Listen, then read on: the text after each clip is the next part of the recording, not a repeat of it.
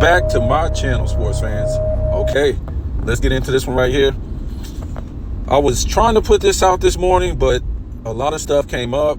I'm going to be in my car putting out this video, so it might be a little bit of noise, but just bear with me because this one is a total robbery.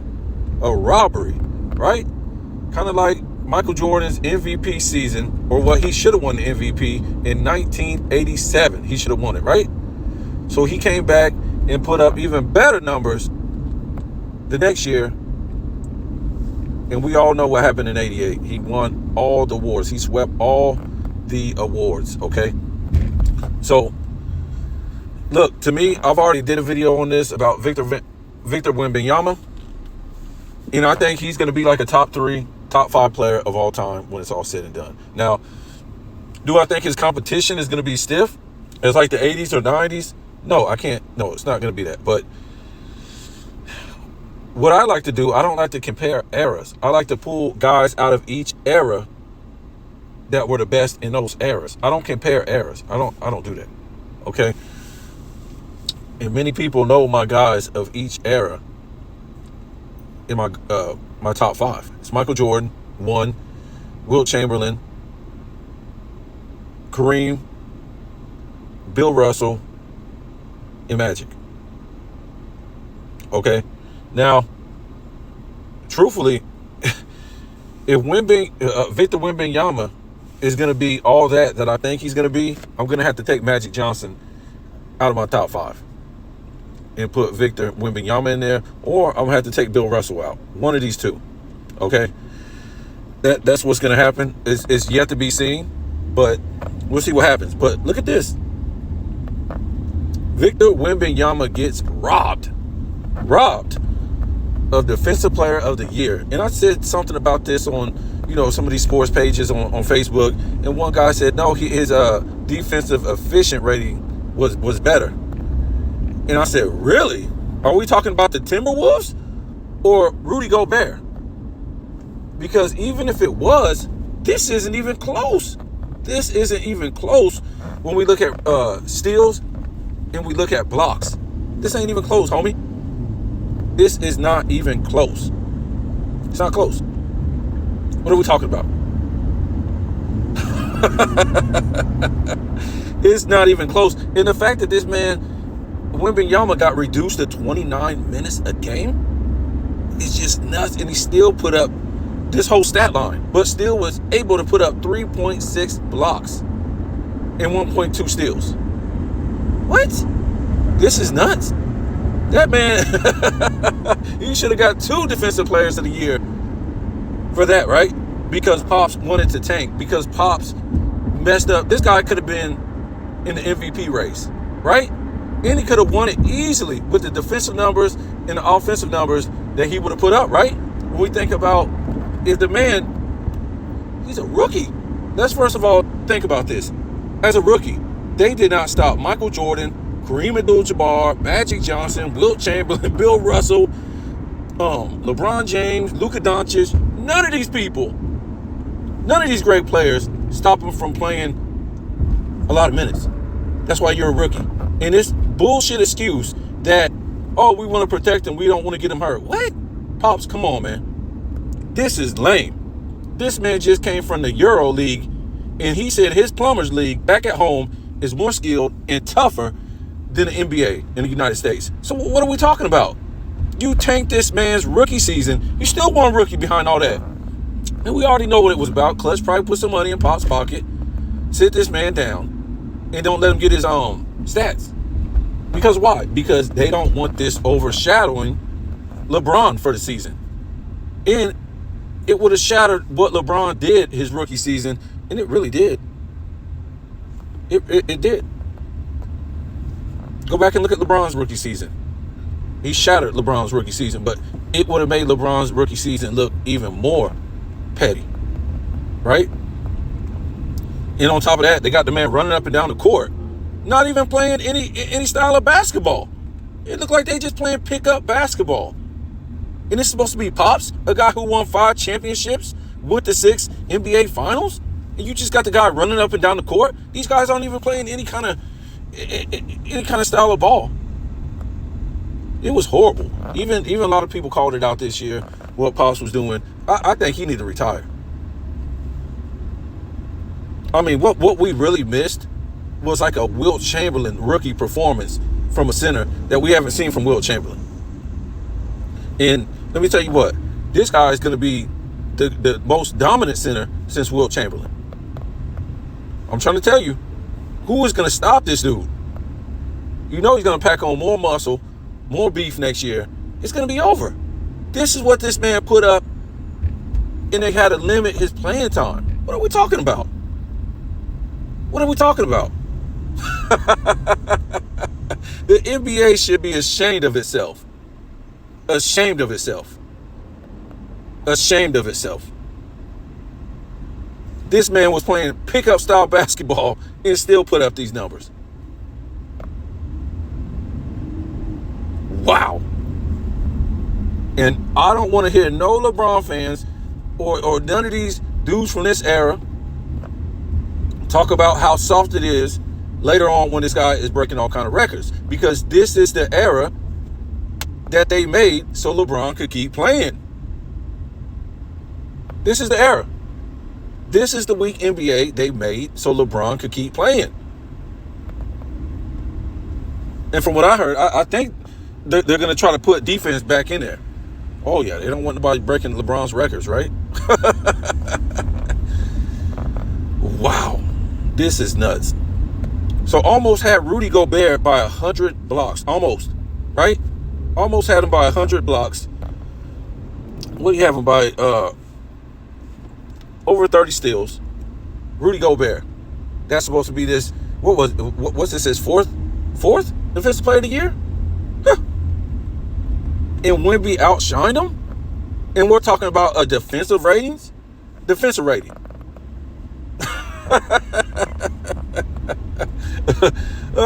Okay, so we talking about defensive rating of guys just, wheeling and dealing to the basket, right? And somebody told me some crap about, something about defensive rating about, opponents going to the basket on Gobert and them not scoring as much. Okay, but you can see clearly by this metric right here, or these stats, that Victor Wembanyama was out there this year playing casually and putting up better numbers than Rudy Gobert. The players that went against Rudy Gobert, the opponents, when they saw Rudy Gobert, they what? Went away from the basket? Is that what you're saying? They couldn't score? Where's the proof in the pudding? I see the proof in the pudding right here. You can't blame Victor Wembanyama because his team sucked. He played all-time defense right here. And Rudy Gobert wasn't even top 5 in blocks. And he ain't going to be top 20 in steals. So what are we talking about? Let's talk about this Celtics game. They blew out the Cavaliers in Luka Doncic against OKC. Shoots a brick fest. Shoots a brick fest. For the Celtics, I don't really care. They need to just handle business. They should have swept the Beach Boys last series. That should have been a wrap. It should have been a sweep. I don't care if they got beat by the Beach Boys last year or what, or who the Beach Boys had on their team. Look, Boston has been going through this thing with Tatum, Brown, since what? The Cavs days when LeBron was there. These guys should be battle tested. Jaylen Brown is getting the highest paid contract in the NBA, which he just inflated everybody's pay come this offseason. Number 2. Okay. Tatum, the same thing. He's been through the fire. He's a number 1 on this team. So I don't care nothing about Porzingis being gone. Nothing like that. They got Drew Holiday. They got White. They got a solid lineup. They should be able to run through the East. I don't care about the Knicks. I just don't. To me, I'm not trying to diss them. They just don't have the time in. They don't have the experience. They're not that battle-tested team like the Celtics is. If the Celtics don't go to the finals this year, I don't know what to say. That would be one of the most disappointing East teams of all time. I know they've been to the finals and they got beat But we're talking about battle-tested teams, veterans, and these two are supposed to be the best 1-2 punch in the league, right? Jaylen Brown, you get paid the most money, and then you got Tatum. You're supposed to be the best 1-2 punch. You got to get to the finals. I don't care.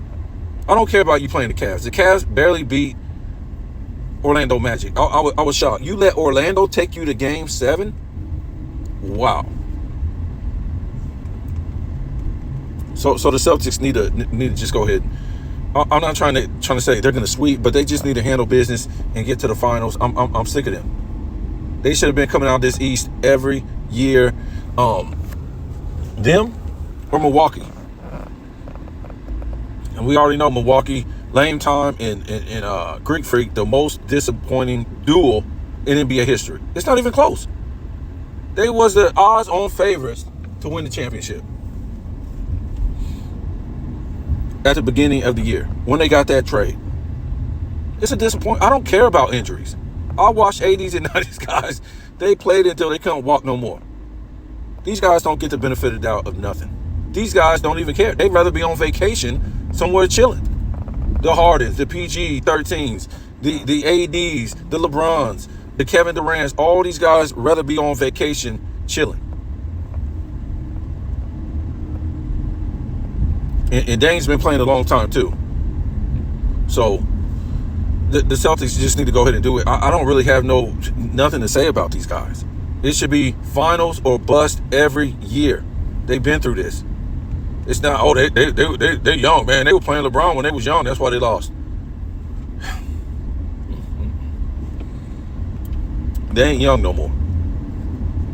They need to be to the finals every year unless Milwaukee is stopping them. So you got Luka shooting a brick fest against OKC. And I'm going to just tell you, man, when this guy is off. And like awful too. This guy is off. I mean, I'm yet to put him up, but I got to put up the some of the playoff games of these guys shooting horrific. Oh, I'm talking about horrific. You guys are telling me that these guys are some of the best shooters of all time, and nobody else could play in this era and launch up 10 threes per guy? Well, I'm gonna show you that this era ain't all that you guys think it is. It's not. And they've been shooting horrible. 19% in a game, 18, 29, 21, 31, 32, 25, and launching 28 to 43s a game while shooting those horrible percentages. There's no horrible shot. That's why I said you got to be kidding me. If you think these are real coaches, they're not real coaches.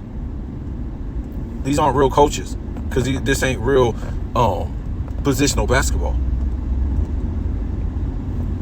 So you're not teaching positional skills. 4 guys sitting at the 3-point line, right? So these aren't real coaches, and you got some of these coaches that coach in the 2000s and a long time ago before this 4 guys sit at the 3-point line, new league came about, and what are they coaching? They can't coach what they used to coach. Rick Carlisle and all these guys, nobody was playing like that back in the day. This is new. They weren't playing like this in the 2010s, 2000s, 90s, 80s, 70s. This is new. So I don't care who gets fired. You can fire to me, they don't even need any coaches. What do you need coaches for? Nobody's out there playing a certain style of basketball, the Princeton offense, the triangle, this isn't American basketball. This ain't how basketball was founded and I can't even think of the word. But this is not how it was founded and played when it first came about. Anybody can play this style. It's easy. It's nothing to coach. Everybody go down to that side of the court. Everybody, 4 guys sit at the 3-point line, and maybe the center, he's sitting in the middle. Sometimes he ain't. It's a wide open lane now. You got your option if you want to drive, or you want to shoot the 3, or you want to kick it to somebody else that want to shoot the 3. This ain't rocket science. I mean, this ain't rocket science. A retard can figure this out. You can have retard coach. All they do is got these fake coaches out there to make it look like this is real basketball of the past. No, it's not. These players don't even listen to coaches because they know they're not real coaches. Even the announcers like Hubie Brown, get out of here, bro. Where's your X's and O's that you used to always put out there on the play-by-play? Ain't no more of that. So look, yeah, Luka he's like hit and miss, man. He'll go like 1 for 9 some games from the three. When he can't penetrate and he's not hitting that jumper, he's done, man. It's hard for me to say what's going to go on because we remember when the Clippers won that first game, everybody was doing backflips, all kind of just crazy stuff. The Clippers are back, all this, without Kawhi Leonard. Then they won game 2. The Mavs did, and then it was a whole different song and dance, right? So we really can't say what's going to happen because Luka and the Mavs, they're like bipolar. You don't know what you're going to get. Like I said, if he's hitting that shot from the perimeter, the mid-range and the three, you basically can't stop this team. And then you got Kyrie. If he's doing this thing, it's tough. So they can come back and win this series like it ain't nothing. But I don't know. OKC, they're young, they're talented, they want to play basketball, they want to compete. That's the thing with the Clippers. They're old.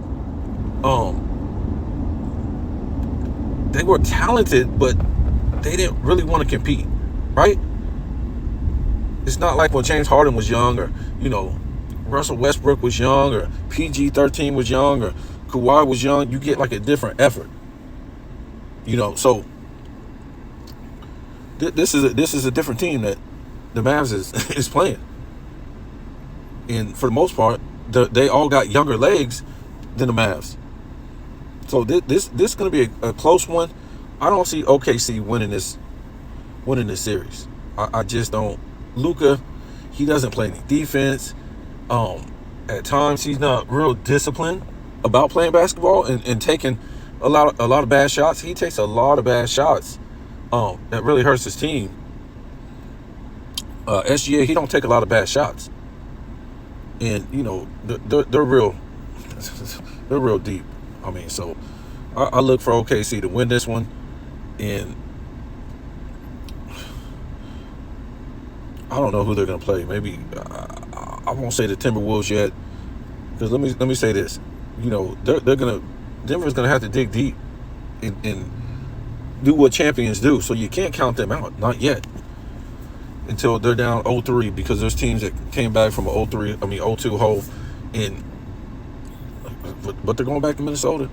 I mean, they're going to have to hit some shots. So you guys tell me what you think about this one. I'm mad about Victor Wembanyama. First they limited this guy's minutes, and then when that didn't work, they took Defensive Player of the Year from the guy. I mean, wow, what are you going to do next? Don't put him on the defensive team? How do you not put this guy on defensive first team? That's what's so crazy. Who have better numbers than this guy? Nobody. So we'll see what happens. He's going to be on the defensive team. He should be on the first team. Rudy Gobert, like I said, he wasn't even top 5 in blocks, homie. That's crazy. Tell me what you think.